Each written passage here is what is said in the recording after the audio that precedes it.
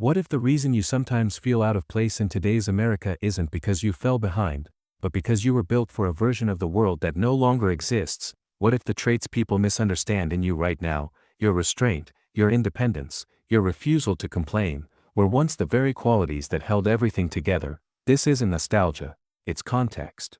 And if you grew up in the shadow of World War II, during the rise of suburbia, through nuclear drills and cultural revolutions, this story might explain something you felt but rarely said out loud. You were born into what historians now call the baby boom. Between 1946 and 1964, more than 76 million Americans entered the world.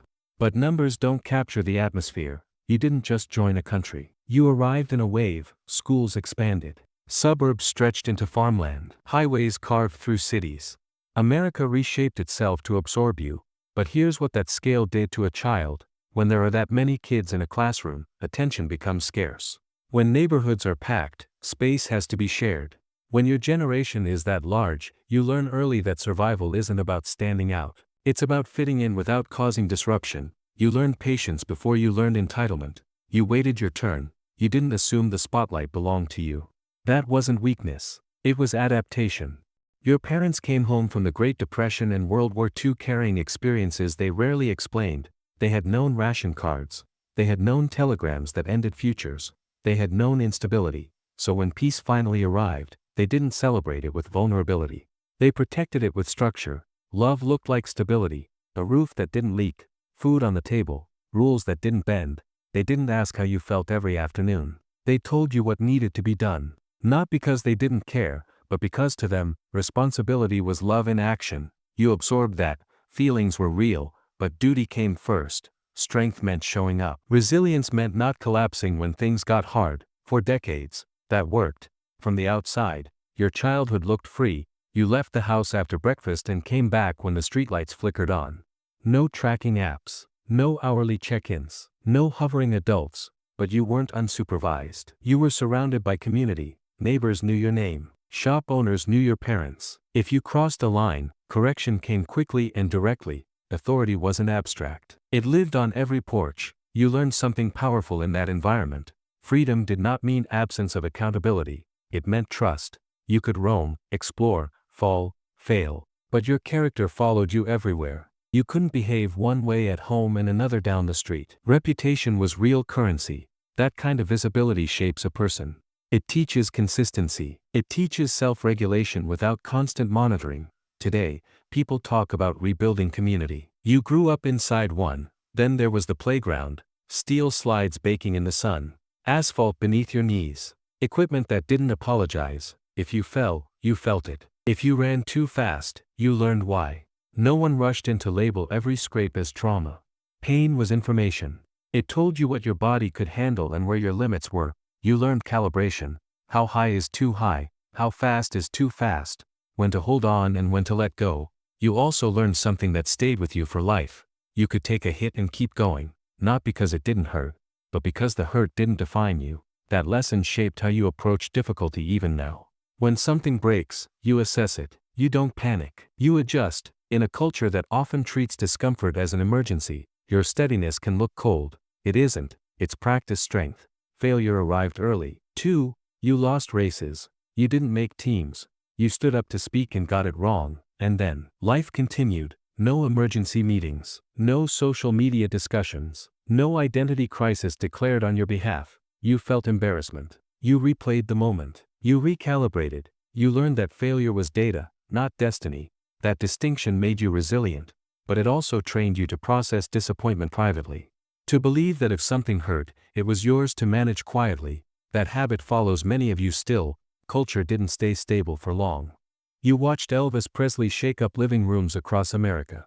Then came 4 young men from Liverpool called the Beatles, and suddenly adults looked confused in their own homes. Music shifted. Norms shifted.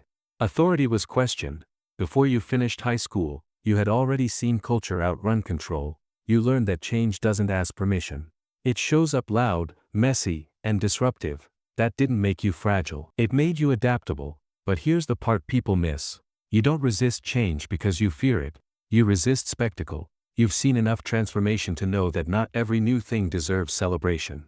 Some changes are real, some are noise. You learned to observe before reacting, and then there was fear on a national scale, Cold War drills.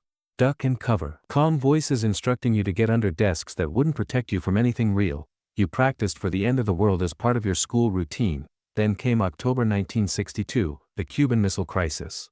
For 13 days, the possibility of nuclear war was not theoretical. It was immediate. Adults watched the news in silence. Radios stayed on. You were old enough to understand the stakes and young enough to be powerless. So you did what you were trained to do. You went to school. You did your homework. You showed up. You learned to function under uncertainty. That ability became part of your wiring. You also watched leadership fall in real time. In 1963, John F. Kennedy was assassinated. Televisions went quiet. Classrooms froze. The country felt stunned. A few years later, Martin Luther King Jr. was killed. Then Robert F. Kennedy. Hope did not fade slowly. It was interrupted. You saw adults shaken. You saw grief turn to anger. You saw cities burn. And yet, life continued. People voted. People marched. People rebuilt. From that, you learned something deep. Hope is not the absence of tragedy. It is persistence in spite of it. That lesson made you steady in ways that are hard to explain to younger generations who have not watched history fracture on live television more than once. All of this built something solid inside you. You were raised by survivors, shaped by scale, tempered by risk, tested by cultural upheaval, conditioned by national fear. You learned to endure, to adapt, to carry weight without announcing it. And here's the tension today. Modern culture often values visibility over reliability, expression over endurance, explanation over quiet competence. When you don't narrate your emotions, people assume you don't have them. But you do. You were simply taught that strength meant containing storms, not broadcasting them. Still, there is a cost to carrying everything alone. Resilience without release turns into pressure. Reliability without rest turns into exhaustion. Independence without connection turns into isolation. You don't have to prove anything anymore. The traits that helped build communities, businesses, institutions, and families are real. They matter, but strength evolves. It can include asking for help. It can include saying, "This is heavy." It can include letting someone else carry part of the load. That does not erase who you are. It expands it. If parts of this felt familiar, you're not imagining it. You were shaped by a specific America. A country rebuilding, expanding, fearing, and reinventing itself in rapid cycles. You adapted to that world brilliantly. The question now isn't whether you were strong enough. You already proved that. The question is whether you're willing to let that strength grow into something softer and wiser without feeling like you're betraying it. If this resonated with you, subscribe for more conversations like this. Real discussions about the generations that shaped modern America and the psychology behind the lives we built. And if you recognize your story in this, leave a comment. Not a performance. Just a sentence. Because your generation didn't just witness history, you carried it. And that deserves to be understood. Thanks for watching.